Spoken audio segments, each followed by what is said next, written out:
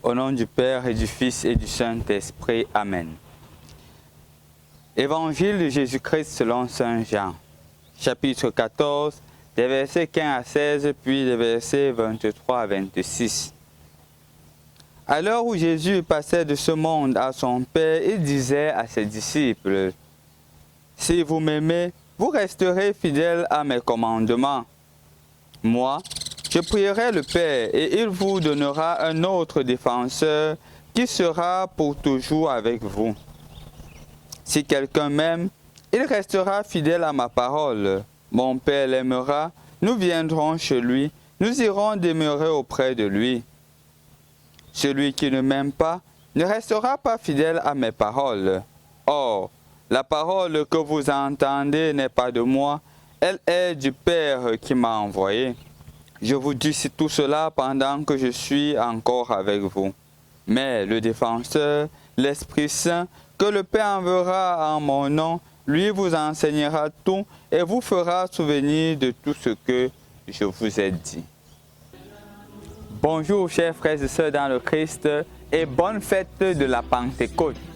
Il y a de cela 50 jours, nous disions bonne fête de la résurrection de notre Seigneur Jésus-Christ, bonne fête de Pâques.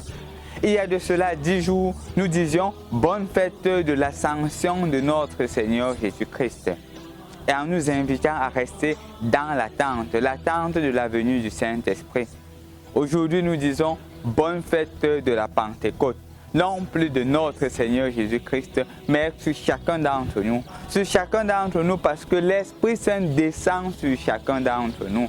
L'Esprit Saint se rend manifeste pour chacun d'entre nous, pour entrer dans ce temps ordinaire, pour que notre vie ordinaire soit une vie meublée et habitée par l'Esprit de Dieu, qui est la troisième personne de la Sainte Trinité.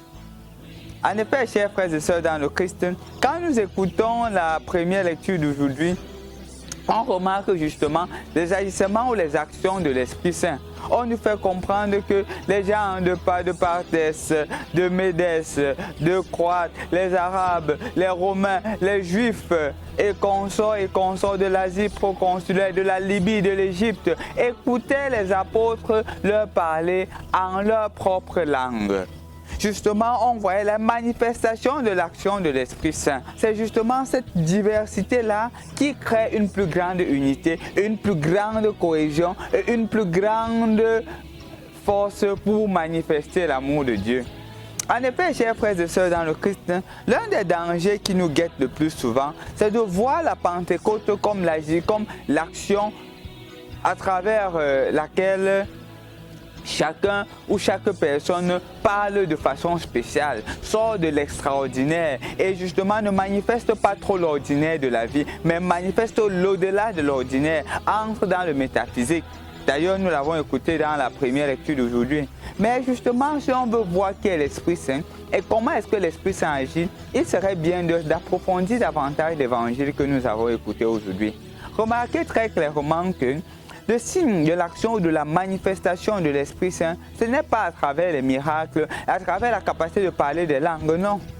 C'est à travers l'amour. C'est pour cela que Jésus le dit clairement dans l'évangile d'aujourd'hui. Si vous m'aimez, vous resterez fidèles à mes commandements. Mon Père vous aimera et on vous enverra notre défenseur. Le signe ou le moyen à travers lequel nous sommes habités par l'Esprit Saint, l'évidence de la personne qui est habitée par l'Esprit Saint, c'est l'amour qu'il porte à l'égard de l'autre. On ne peut pas dire qu'on est habité par l'Esprit Saint et on possède encore en nous la haine. On a encore les attitudes de division. Ce n'est pas l'Esprit Saint qui nous habite, c'est tout sauf l'Esprit Saint. Parce que l'Esprit Saint se manifeste à travers l'amour que chacun porte à l'égard de son frère.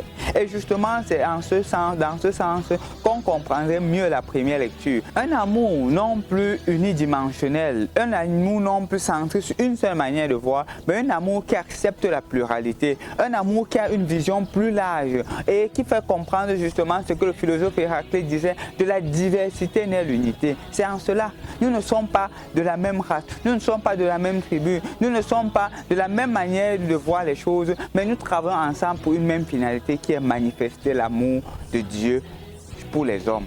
c'est en cela que l'Esprit Saint se manifeste. Et donc, si on est capable d'entrer dans cette logique, ce serait plus facile de comprendre et d'accepter l'autre dans sa diversité. Et c'est là l'action de l'Esprit Saint. C'est là que nous pouvons, par exemple, plus facilement comprendre la première lecture. Que les gens s'identifient dans les autres, que je puisse dire que waouh, justement, il y a quelque chose de commun entre l'autre et moi. Ce n'est pas seulement le fait de parler la langue, mais c'est le fait de trouver un point d'accord entre les deux.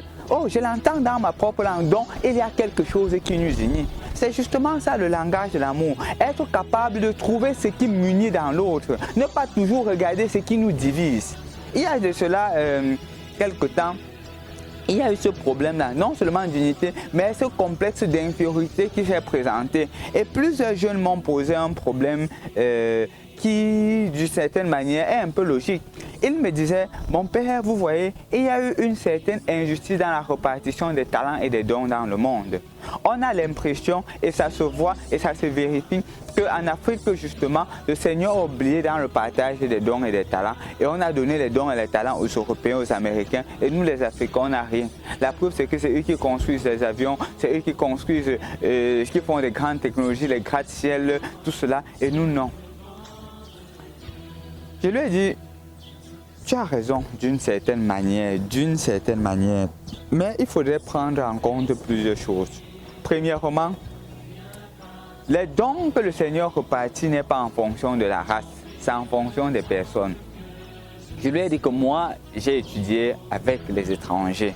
Ayant étudié avec les étrangers, je me suis clairement aperçu que le don, ce n'est pas en fonction des races, c'est en fonction des personnes. Tu peux aussi bien trouver des Africains très intelligents que tu peux trouver des Européens très intelligents, des Américains très intelligents, des Asiatiques très intelligents. De la même manière, tu peux trouver des autres qui sont moins intelligents dans toutes les autres races, dans tous les autres continents. Il n'y a pas quelque chose qui est propre à un continent, non. C'est propre à chaque individu. De la même manière, quand on regarde les talents, il ne faudrait pas aussi tomber dans ce piège selon lequel le talent est seulement donné à une personne. Il y a une diversité de talents. Malheureusement, parfois, on se limite seulement à un talent et on voudrait faire de cela tous les talents. Non. Si on regarde même dans les compétitions sportives du monde, on verra que les races sont représentées. Ce n'est pas que c'est une seule race qui a un seul talent, non. C'est justement la diversité. C'est la diversité des dons. De cette même manière, il faudrait être capable de se regarder maintenant, non plus sur le don de l'autre, mais de regarder en soi-même le don que le Seigneur a mis en moi et de pouvoir le développer. C'est ça l'action de l'Esprit Saint. Non plus de regarder disant que le Seigneur m'a rien donné, le Seigneur a donné ceci à l'autre. Non. En chaque être humain, je précise bien, en chaque être humain, il y a un don. Même à une personne malade, le Seigneur dépose un don. En chaque être humain. Et l'effort donc maintenant, c'est de demander à l'Esprit Saint de nous aider à prendre conscience de ce don-là et de le mettre au profit des autres. Parce que le don n'est donc lorsqu'il sert l'autre. C'est pour cela que je l'ai dit tantôt, le critère de l'action de l'Esprit Saint, c'est l'amour.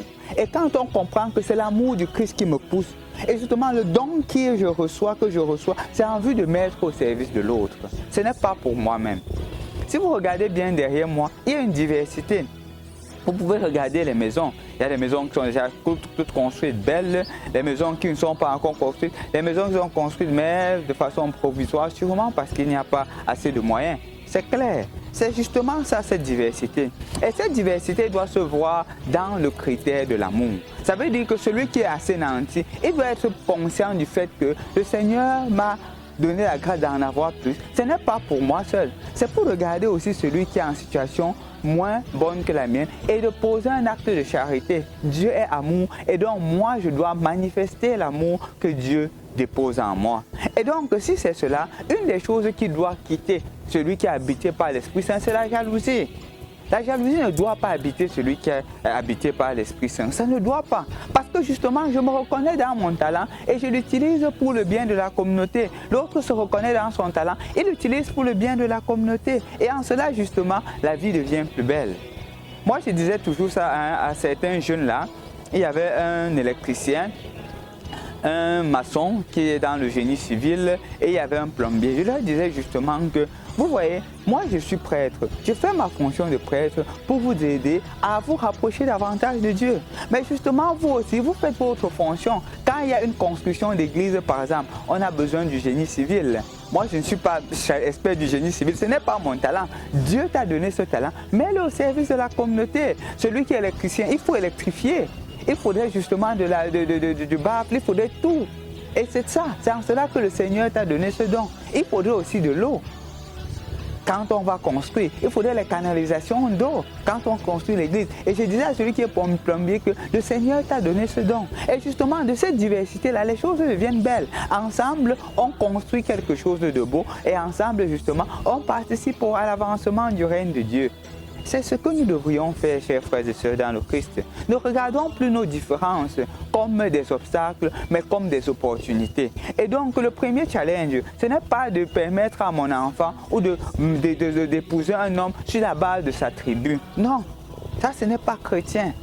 La base de la tribu n'est pas un critère. Est-ce qu'il est habité par un amour vrai à ton égard? Est-ce qu'il doit te respecter? Est-ce que c'est un homme justement qui a l'intelligence émotionnelle, qui peut prendre soin de toi, qui peut prendre soin de ta maison, qui peut prendre soin des enfants qui viendront de vous? Ce sont les critères. Est-ce qu'il a la crainte de Dieu? Est-ce qu'il met le Seigneur en priorité?